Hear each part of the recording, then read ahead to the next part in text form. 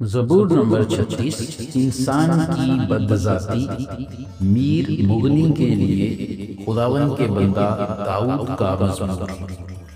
شریر کی بدی سے میرے دل میں خیال آتا ہے کہ خدا کا خوف اس کے پیش نظر نہیں، کیونکہ وہ اپنے آپ کو اپنی نظر میں اس خیال سے تسلی دیتا ہے کہ اس کی بدی نہ تو فاش ہوگی نہ مکروہ سمجھی جائے گی۔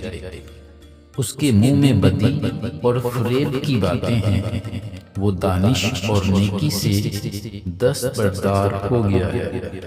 وہ اپنے بستر پر بدی کے منصوبے باندھتا ہے، وہ ایسی راہ اختیار کرتا ہے جو اچھی نہیں، وہ بدی سے نفرت نہیں کرتا۔ اے خداوند، آسمان میں تیری شفقت ہے، تیری وفاداری افلاق تک بلند ہے، تیری صداقت خدا کے پہاڑوں کی مانند ہے، تیرے احکام نہایت عمیق ہیں۔ اے خداوند، تو انسان اور حیوان دونوں کو محفوظ رکھتا ہے۔ اے خدا، تیری شفقت کیا ہی بیش قیمت ہے۔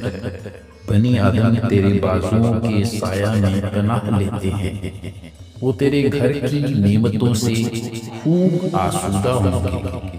تو ان کو اپنی خوشنودی کے ذریعہ میں سے پلائے گا، کیونکہ زندگی کا چشمہ تیرے پاس ہے۔ تیرے نور کی بدولت ہم روشنی دیکھیں گے، تیرے پہچاننے والوں پر تیری شفقت دائمی ہو اور راست دلوں پر تیری صداقت۔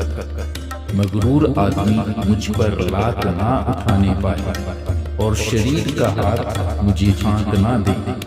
بد کردار وہاں گرے پڑے ہیں، وہ گرا دیے گئے ہیں اور پھر اٹھ نہ سکیں گے۔ آمین۔